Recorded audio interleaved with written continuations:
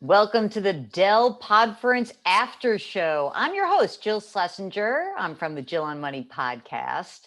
And we're here today to talk about the unique challenges that small businesses have confronted amid this once in a generation horrific pandemic, and how these small businesses and small business owners are adapting to a post-COVID world. I think that every single part of our lives has changed. And just thinking about the way you have worked over the last year, I'm sure that there's been a lot of growth. There's been a lot of hiccups. There's been a lot of anguish. There's been a lot of laughter. Just we need relief. And what we're trying to do is share best practices. And we are so fortunate that we have a number of wonderful podcast hosts who are participating. Now, the coolest thing to this entire event is that I'm starting with somebody who I actually know. And so that's kind of fun. Gretchen Rubin, who is the host of the Happier with Gretchen Rubin podcast. Now, Gretchen is like, she's lapped us all on writing and creating her own business and interviewing fabulous people. So you kind of get over that. That's what I've done. It's like, she's so fabulous. It just blows you away. And I first met Gretchen in person after she wrote a book called The Four Tendencies. And it was like going through a therapy session with her, having her on my podcast. It was fantastic. And in Gretchen's podcast episode, she draws on this book, The Four Tendencies, and she is helping small business owners use self-knowledge to be healthier and happier and more productive and more successful. And I know personally that after I read The Four Tendencies and spoke to Gretchen, I really did start thinking of the people that I interacted with on an ongoing basis in a very different way. Now, she's going to come on and she's going to talk to us about The Four Tendencies, because this is really critical. This is a way to figure out how you can avoid procrastination, how you can reduce conflict, and you can engage better with clients, with customers, with students. Basically, you're going to learn how to communicate more effectively. And that is just the golden prize of this podcast. Also joining us in this cool interview is Catherine Rose. She is the founder of wiseher.com. And that's an organization that connects you on demand with top consultants, mentors, coaches, executives. These are not just people who are in name these titles. These are the folks who have been there and done that. These are experts who can give you one-on-one advice to help accelerate your business or career growth. Now, Catherine's also a member of the Dell Women's Entrepreneur Network, and that's a network that connects female entrepreneurs around the globe with networks, knowledge, and insight that gives them power to do more. So let us get to the first part of this very important introduction by bringing these two great women on with me. So Gretchen and Catherine, welcome to the after show. How are you guys? I'm so happy to be talking to you. This is great. All right, Gretchen, you're going to first have to remind everybody what the four tendencies are and give a little thumbnail sketch of them. And everyone's going to be nodding as you hear these descriptions. As soon as you find yourself, you're going to just sort of be saying, oh yeah, that's me. So tell us what the four tendencies are. Yeah. So absolutely. These are pretty blatant. Like once you know them, you'll see them in the people around you. You'll see them in the Game of Thrones characters. Like they're not hard to spot once you know what to look for. So what the four tendencies distinguishes is, are you an upholder, a questioner, an obliger, or a rebel? And what it looks at is how you respond to expectations, which sounds kind of dry, but ends up being super, super juicy. So we all face two kinds of expectations: outer expectations like a work deadline or a request from a friend, and inner expectations, my own desire to keep a New Year's resolution, my own desire to get back into meditation.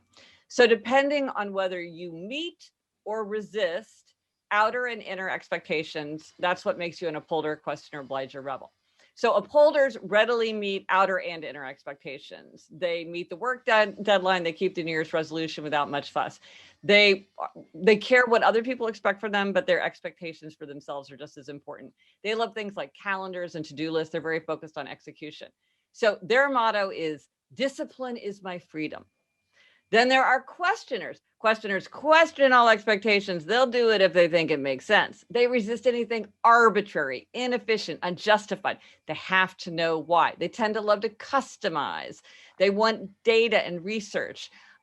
So their motto, so they make everything an inner expectation. If it meets their inner standard, they'll do it no problem. If it fails their standard, they will push back.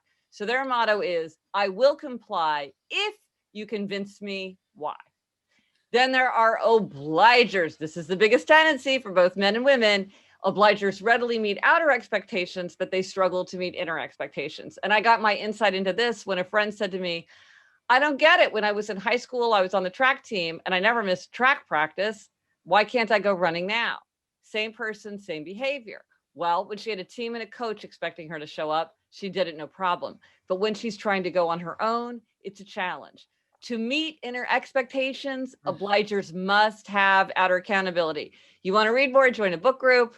You want to write an e-course, sell it to 10 people before you write it. Now you got to write it because you got 10 people waiting for their e-course. So their motto is, you can count on me, and I'm counting on you to count on me. And then finally, rebels. Rebels resist all expectations, outer and inner alike. They want to do what they want to do in their own way, in their own time. They can do anything they want to do, anything they choose to do. But if you ask or tell them to do something, they're very likely to resist. And typically they don't tell themselves what to do. Like they don't sign up for a 10 a.m. woodworking class on Saturday because they think, I don't know what I'm going to want to do on Saturday. And just the idea that someone wants me to show up is going to annoy me. So their motto is, you can't make me, and neither can I. Now, often people know what they are just from a brief description. You can take an online quiz at quiz.gretchenrubin.com. It's like free. It's like 3 million people have taken this quiz. It's really easy. But a lot of times people just know what they are. Jill, what are you? You probably don't remember this. But, I don't remember. I know we talked about it. And I can't. I know. I am an upholder, and it was all, and as is my producer Mark. But we are both upholders who tend to kind of shade into questioning. Mm-hmm. So we have like a little bit of, right? We have like a little shoulder thing. But where were you before I started spending hundreds and probably many, many thousands of dollars on therapy to figure out I just want to say that in one interview, Gretchen's like, oh, your father's a rebel? Oh my God. And we went through this whole, and it was so instructive. Yeah, I remember. Yes, that whole conversation. Yes. And I'm telling you, like, oh, he won't go to like the best friend's kid's bat mitzvah. And it's so hard. And what was so amazing about our conversation, and Catherine, I'm getting you into this, don't worry. Yeah, but we got to know what you are, Catherine. Exactly. What was fascinating is that if you do know what someone's natural tendency is, you can not only manage them better in your personal life, but I really thought that the most fascinating application of the 4 tendencies is in your workplace, especially a small business where, we all have these characters at work and you sort of roll your eyes. But if you learn how to effectively weave them through your organization and work to those tendencies, not fight them, you don't have to be frustrated all the time, right? Absolutely. I mean, coworkers and also clients and customers, because one thing I hear a lot is like, this client is just asking me question after question after question. Like they don't trust my authority. Like I feel like very defensive. And I'm like, it sounds like you're dealing with a question who just really wants to get on board. They're not undermining your authority. They want to buy in. And once you convince them that you're giving them sound advice for a good reason, or you're offering them a product that's going to work for them, they will come on. But they just have to get to that place. And if you're not a questioner, it may seem excessive to you and you may take it personally. Whereas if you knew it was a questioner, you would understand. Same thing, like let's say you have an obliger customer where you need to say something like, well, I'll expect to get that from you in a week. I'll check in with you in 10 days. You give them a little bit of accountability, because even though it's something they want to do, you want to give them that outer accountability that's going to help them follow through. If it's an obliger, they will welcome that. If it's a rebel, They will not like that. So you want to know, am I dealing with a rebel? Because the rebel is like, hey, I'm here for you. I want to lower your expenses. If you give me that form, I can get a deal for you. If I don't get it until Friday, well, then you're going to pay a $300 late fee. So you with your coworkers, with yourself, and with your customers and clients, you can tailor your communication so that you don't misunderstand each other or get into kerfuffles you don't need to.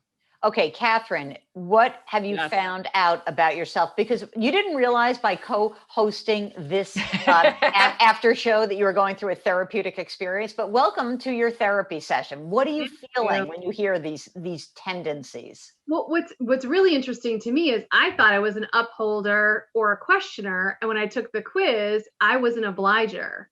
Oh, I guess one of my questions is can these sort of evolve over time? Because I think that after I became a mom, for sure, and during the pandemic, so many of us, I think, became more obligers because we sort of had to, right?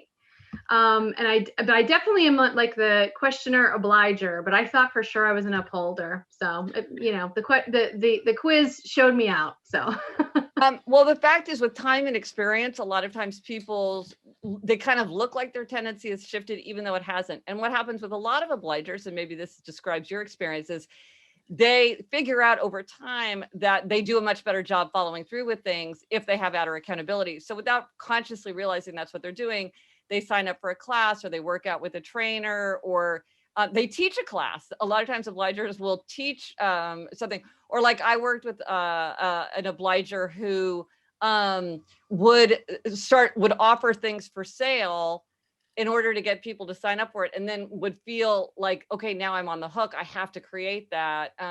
Or like somebody was a wedding photographer, and so she sold a friend like, oh, I'll do your wedding for free. And now it's like, oh, I have to figure out how to be a wedding photographer because I'm doing my friend's wedding in 6 months. I mean, this was in the before times. But I think for most people, your tendency is pretty hardwired. Like, and I would say as an upholder, I did not become more obligery during the pandemic. I think if anything, I don't know about you, Jill, I became more upholdery under the stress of the pandemic, more rigid, more focused on my routines, more wanting to execute on everything because I found that comforting. And so I think for obligers, that you might have felt more obligery during the pandemic, because I think under stress, we all become kind of more tapped into that kind of root nature. Okay, so we are now in this period where, a couple 100 million people are vaccinated. A lot of small businesses learned that they might be better working remotely, but many are writing into me and saying, I want people back in the office. I don't feel like I can build my culture properly. So I want to ask you, what is the proper messaging to each of the 4 tendencies to get their asses back in the office? What is it? How are we going to, I'm the small business owner, coach me about telling an upholder, a questioner, an obliger, or a rebel that I really need them to come into the office again. So with an upholder, it's going to be pretty easy because you just tell them this is what the expectation is and they're going to get on board. With a questioner, why? Why is it important to you that I come in? Because maybe it makes more sense for me to do this. So with a questioner, it's like, this is why I think it's important. This is why I think you need to be in at 8, because maybe you think it would be more. If I came in at 10, I wouldn't have to deal with a commute. Maybe that's more efficient. I like to customize things to myself. So you want to be willing to take that questioner through your logic, your reasons. This is all a reasoned decision. It's not arbitrary. It's not like everybody's just back 24-hour, just the way it was before. Maybe that doesn't make sense. Maybe we've learned things. It's customized. And I'm going to take you through my understanding, and then so that you understand that I'm not just saying like I'm the boss, I'm telling you what to do, but I'm telling you my reasons. Obliger, it's expectations, it's accountability. We're going to start the weekly meetings in person, and we're really looking forward. We cannot wait to see you there in person. Like, we look forward to seeing you at 8:30 every morning. That's the expectation. That's probably going to be pretty easy because the workplace is full of outer accountability. With the rebel, one thing you can do with the rebel, there's sort of 2 things to do because the rebel is the trickiest. You can appeal to identity. you're an essential part of this office. We want to see you here. You have so many ideas. Like, we don't get the benefit of your ideas when you're not there in person. Like, you have so much to offer. That's who you are. Or I'm a responsible boss, or I'm a reliable coworker, like that. Or it's information consequences choice. So you can be like, well, you know what we're going to do is the people who are in person, we'll divide up the projects amongst ourselves. We'll take the interesting ones. And then the people who aren't in the room, well, we'll give them the boring projects. So it's like, come in if you want and like have your pick, or you can not come in and like, you'll be left, you'll just have to do whatever's left over. So that's information consequences choice. You give them the information they need. You tell them the consequences or of their action or inaction, and then you allow them to choose. So but it can be hard to have like a single message that resonates with all four. In fact, one of the most famous, and even to this day, even though this hasn't been in popular use in decades, and I think the reason that this public service announcement is so powerful is because it appeals to all four tendencies in one line, which is not easy, is Smokey the Bear saying, only you can prevent forest fires. Upholder, questioner, obliger, rebel. I like that. Right? So it's not yeah. easy. Although I would say that I don't know if you've heard some of the public service announcement in the New York metropolitan area, which is about vaccines. And it does sort of feel more team-like rather than finger waggy. And I notice that that's a real shift in giving that information. Like, we really need to do this together. Like, we can do it. And I don't know how a rebel will actually react to that, but it seems to me that the other three would react pretty well to that. Yeah, there's a huge amount of research and like the tiniest nuances of messaging to really parse out. I mean, there was a huge study done and there were like 15, almost identical messages. So they are really, really looking at this. So if you're a small business owner, you might want to look and copy. That's a little bit of a different kind of issue. Because it's sort of a societal issue and not just kind of like our office. But yeah, there could be a lot of things that you might learn from or crib from, because it is a huge focus of messaging study. So, Catherine, I'm wondering, you're hearing this, and you run an organization. How does this strike you? Are you thinking about like who works for you, how you're going to change this? I mean, and even with your clients, I mean, a lot of that, I don't know how quickly can you sort of adapt some of this, Gretchen? And let's coach Catherine about how she's going to have her millions of people who use her service to better manage themselves, given the four tendencies. Well, you would use it differently whether you're using it internally or externally. So like an example of how you might use it within your own team is like, let's say you had a meeting with your team and it's like, okay, we're going to switch to this other kind of software, which is going to be kind of a nuisance, but we've decided we're going to go forward with this. And it's like, okay, we're explaining it. And one person's hand is just going up and going up and going up. And you can see that people are getting drained and overwhelmed with one person's questioning. That person's very persistent. Well, you could say something like, if you feel like you've heard enough about why we've decided to move to this new software, please feel free to return to your desk. If you still have questions, I'm happy to stay here and answer any questions you may have. And that way you don't make all the people who are not questioners sit through that, where they can become very irritated and annoyed and overwhelmed with information they don't really feel like they need. But you make sure that you get those questioners on board, because believe me, I've heard from many questioners that are like, if I don't think something makes sense, I just don't do it. And I'm like, I don't understand how that works for the organization, because you using a different accounting software, like that's not going to be sustainable. So I really want to get you on board with me right now. And then when you're working outward, you could think about messaging and think about who you're maybe primarily reaching and whether there's a way to tailor the message to be more effective to them, or to create products that would be more effective. As I mentioned, obliger is the largest tendency for both men and women. It's the one that has the most people in it. So it's always good to think about obligers, and questioners is second largest. So, Catherine, what is the way that you want to, what you got the expert in front of you, use her. Yeah. What do you need advice on? Because this is, I'm telling you, it's way cheaper than therapy. There you go. Well, I think that, I think what the points that you made were really great about kind of separating. I think it's really important to understand the members of your team and how they're absorbing information and making sure that you're communicating with them in the way that they need to be communicated. I do think though that there, sometimes it is challenging because especially in the startup world or the small business arena where there are so many people who have suffered greatly, right? And now we're just like, listen, we just have to have all hands on deck. So, it would be really helpful for me to, when you're running at light speed or you've been, you've been through this terrible situation where maybe your business has been affected negatively, or homeschooling our kids, or all those kinds of things. And again, you're really running at light speed. How do you slow down and take into account these people, because you want to keep them, right?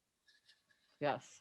Well, and I'll tell you something to be very, very aware of right now, under the conditions that you're describing right now, this could become an issue. And that is Obligatory Rebellion. So obligers are the one who readily meet outer expectations. They are the rock of the world. They're the typo appropriately. They're the ones that that work the most easily with all three other tendencies. They are the ones that you go to when you need an extra hand. So they're often extremely valuable employees. But they can, and because of that, they can fall into obligatory rebellion. This is when an obliger meets an expectation, and then suddenly they snap and they say, this I will not do. And it can be small and funny, like, Catherine, I'm not going to return your emails for 2 weeks because I've had it with you. Or it can be big and dramatic. I'm going to get a divorce. I'm going to end a 30-year friendship. I'm going to quit this job right now. Right now, you think I can't quit right now? Watch me. I'm going to quit right now. I'm going to walk out the door. And you don't, and obligatory rebellion often feels mysterious. It feels like obligers themselves will feel like they are acting out of character. It's like an explosive feeling. It's out of control. But if you know about obligatory rebellion, you can see it coming, the building resentment, the building anger, and the fact is, obligers feel like they're taken advantage of, and 100% they are, especially under stress.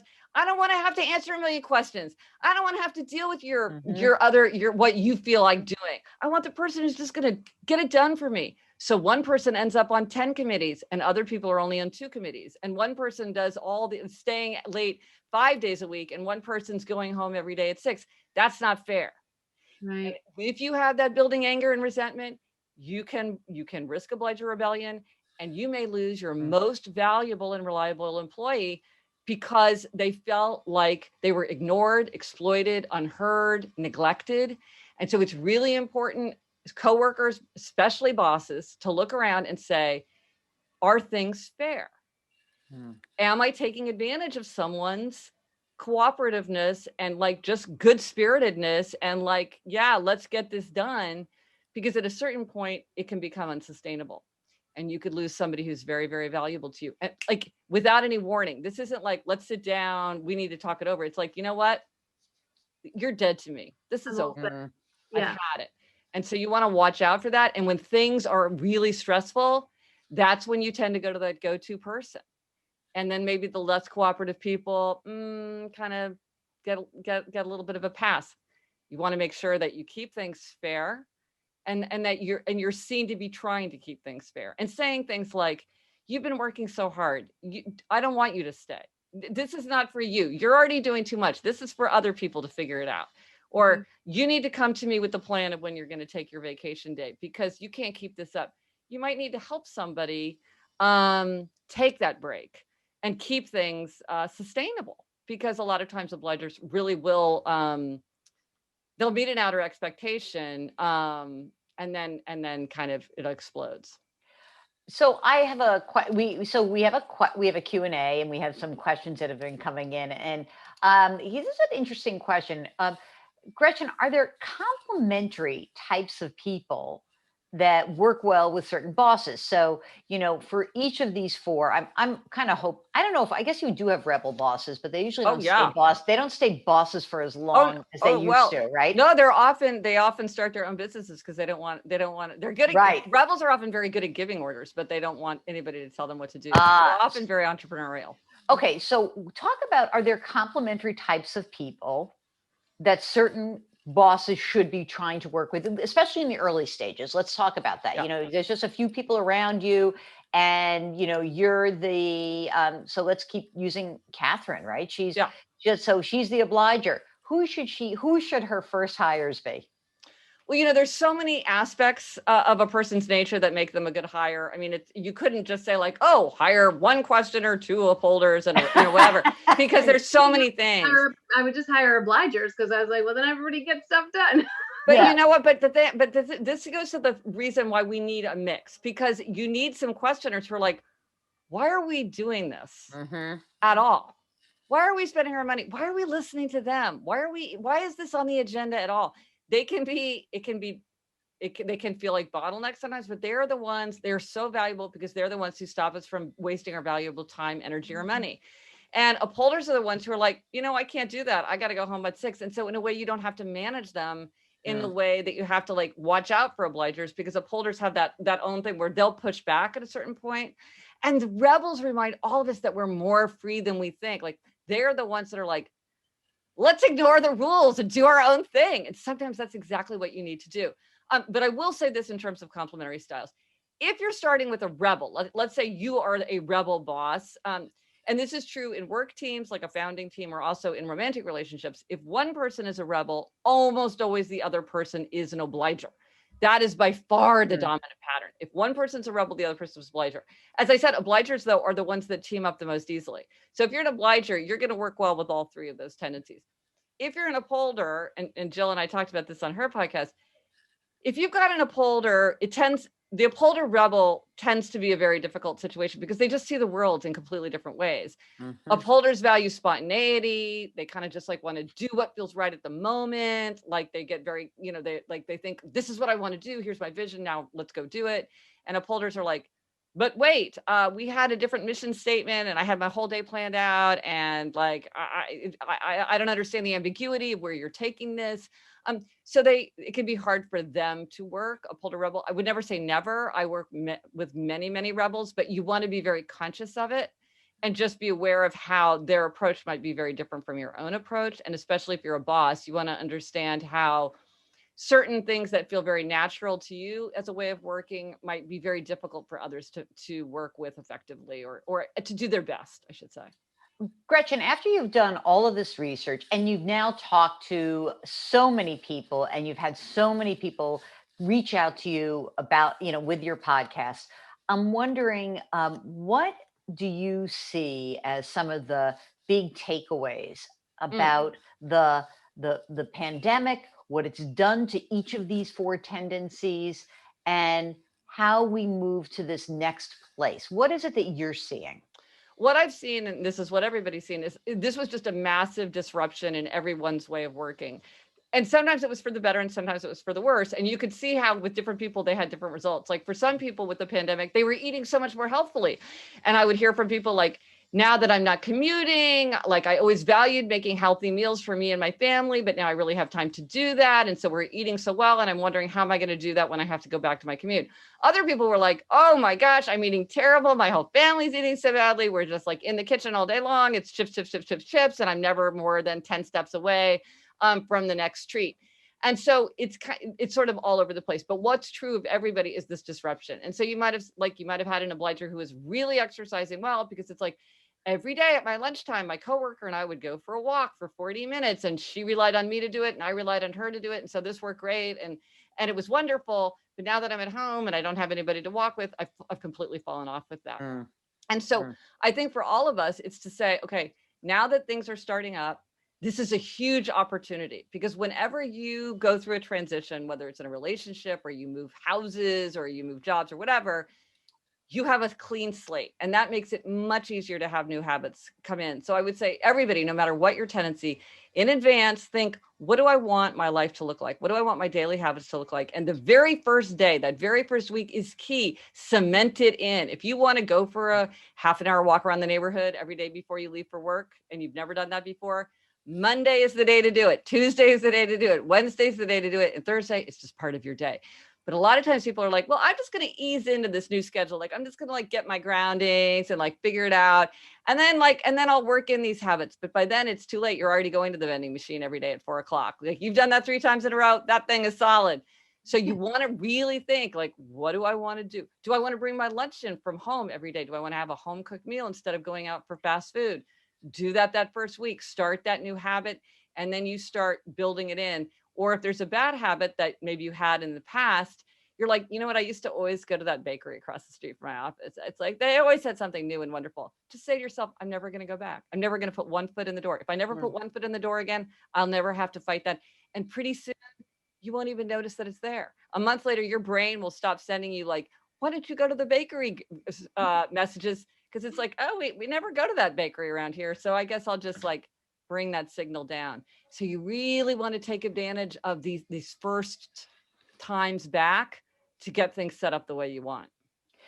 Catherine, I'm wondering, you're part of the Dell Women's Entrepreneur Network. Have you seen a big uptick? I did a segment on CBS this morning talking about how more people are starting businesses in the last year since the pandemic. Some of it is out of necessity. Some people are like, hey, you know what? My side hustle is great. I can actually make a business of it.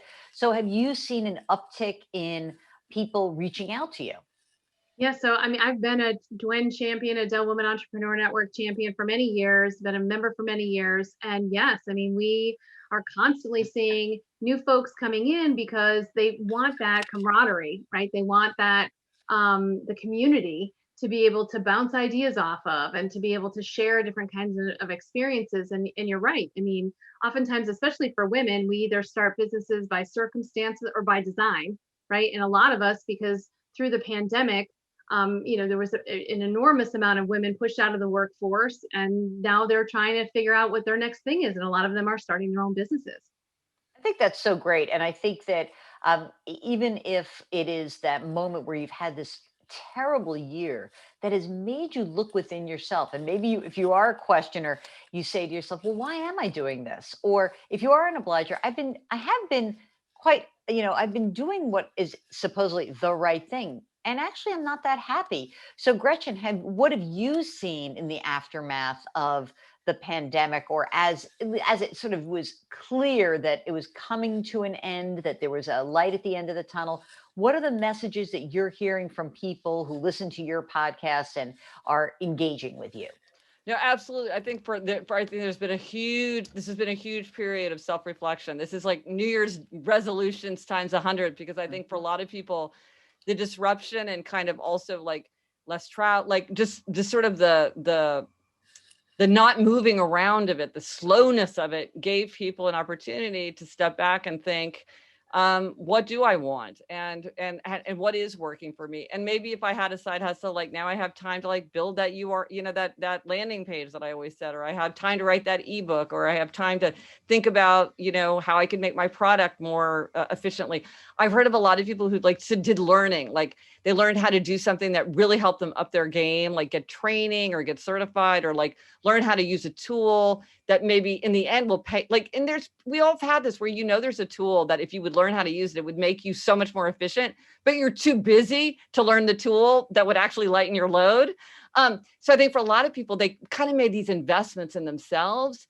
And now is the time when it's like, okay, now I'm at a point where I'm starting to put that to work. I had the time for reflection. I had that time for some self-investment, perhaps. Maybe I also took a big hit. A lot of people sadly did take a big hit. How am I going to deal with that going forward?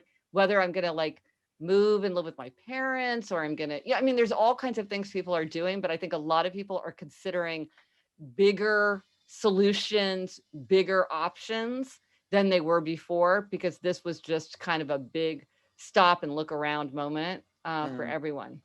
And, you are looking at all the information sort of in real time. Do you have a sense of, in the 4 tendencies, which of those 4 tendencies tend to comprise the small business leaders out there? Is it split the exact same way as the general population? Or as you said, obviously many people who start their own businesses are rebels. So are they over-indexing in small business owners or operators? I wish I knew. I don't have that kind of big data. I would love to get my hands on that. But one thing people say is like, well, what tendency is the best tendency? Like who's happiest, who's healthiest, who's most successful? And what you see with for small business owners, as in everything, it's not the tendency, it's the person who's figured out their tendency. They figured out how to harness the strengths of their tendency, and they've also figured out how to build the teams and systems that are going to allow them to shore up their weaknesses and maybe overcome their limitations by building the circumstances that will allow them to thrive. So it's not a matter of like which tendency it is, but like do you understand yourself? I mean, this is true of any kind of entrepreneur or leader. When you understand yourself, like, who do you need around you? What do you need around you to achieve your vision? The people who are really able to see themselves clearly and take action on that, those are the people who tend to succeed. I want to encourage everybody, you're listening to this, go take the test and go get the book, because it is mind blowing. And as Catherine found out, she was one tendency. She's something else. This is, to me, such a sort of low barrier to entry kind of process, because you figure it out, but you also lay it out for everybody. And, I think that this may have the wonderful side effect of helping your personal life. But I do think in businesses, especially small businesses, I had a small business. There were 5 people when I started. We grew it to 50 people. And the dynamics of the personalities, that's what took the most time out of my day. It wasn't managing money. It was like, everybody says that. 100%. I know. My mother says everything would be easy if it weren't for people. But it's the people who make it fun. We love the people, but that's what every manager says. It's managing people. It's managing emotions. It's managing expectations and different people's perspectives. All right, let's just do a fun round. So what did you watch? What did you stream during the pandemic that was something that just kind of blew your mind? Like, I can't believe I'm watching this and I love it. Not just, don't tell me Ted Lasso, because everybody loved it, but something else that's like you stumbled upon and you're going to share it with us. So what's that for you, Gretchen? Well, I have to say, for years, I've been vowing to watch Mad Men. That's like 92 hours of TV. So I've been putting it off. I did finally watch Mad Men. It's amazing. Everybody knows that. I'm the last one of that party. But if you don't know about Russian Doll, I think it's like 6 episodes or 8 episodes. It's so good, right? So good. Yeah. Really good. You gotta see it. Yeah. All I right. highly recommend that. Okay. How about Catherine? you, Catherine? I was late to the Schitt's Creek one, but I love that. I haven't watched that. I didn't like the first one. No, you have to stick with it. The 3rd episode, like, you all of a sudden you're like, oh my God, I love these people. Can I move into the Rose Motel? I'm just saying. I gotta watch that. Okay. For sure. But the one that surprised me was Vikings. A friend of mine a comedian friend of mine, she suggested to watch Vikings, and I just like dove right in, and it was a long, kind of thing, but it was just really interesting, like how they kind of lived. I mean, of course it's dramatic for television, but it was just a really, really interesting thing. And then you got to follow this family through, and it was based on actual characters. So I was kind of surprised that I liked it, but I did. I haven't watched that. Yeah, I was hyper resistant to Shtisel. Heard that's so good. It's so good. And it just, growing up, sort of outside of New York, not having knowing what Orthodox Jews were, what they looked like, but not really getting into their lives. I fell in love with this. Also, I feel like you guys would totally love this, even though, Catherine, I met you for 5 seconds already. And Gretchen, we've actually been in a room once, like 3 different times, but that's it. There is a show that was on Hulu, and it was called In and of Itself. And it is a 90-minute performance of a guy named Derek Del Gaudio. Oh, I think I went to this show in New York. Is it a live performance? Yes, I saw it. I thought that it was like a seismic, mind-blowing experience. The way they've edited it is fantastic. And there is a moment where it's like reading the 4 tendencies, where you're like, oh my God. And it's very intense. Don't watch it if you're feeling a little low. Watch it when you're feeling good about yourself, and just dive in. That's my recommendation. Sound good? A big thumbs up. All right.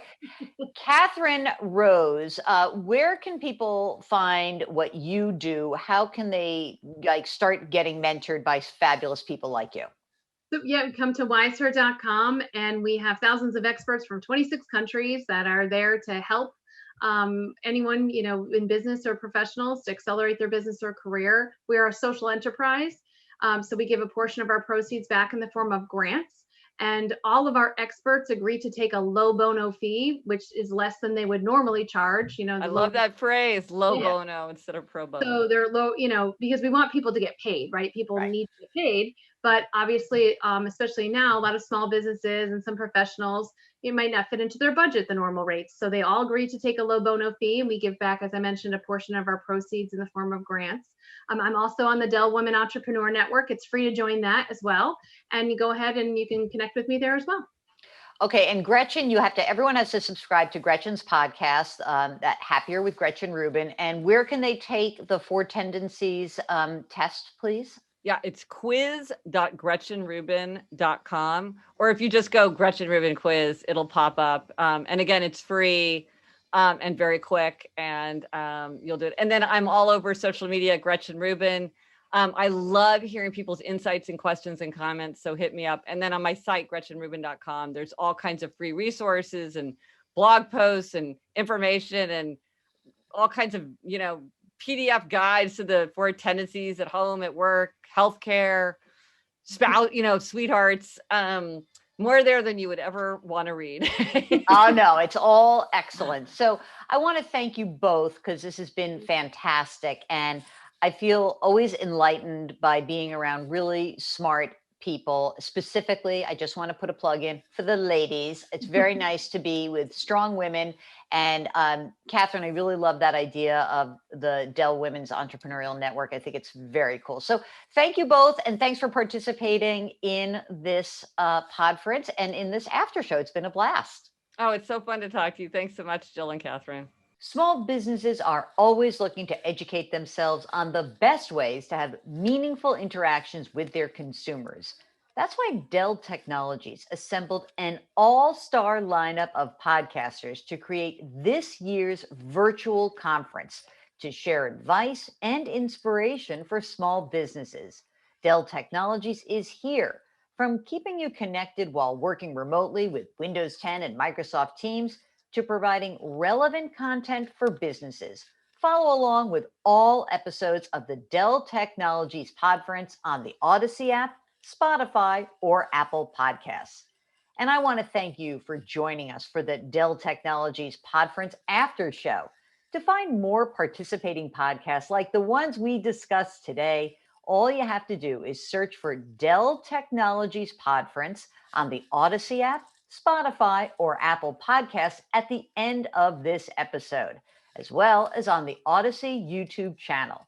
Now, tomorrow, remember, there's another day. We're doing this all week. We'll be talking to Omar Zenome, the co-founder of the $100 MBA and host of the $100 MBA show. Hope you can make it.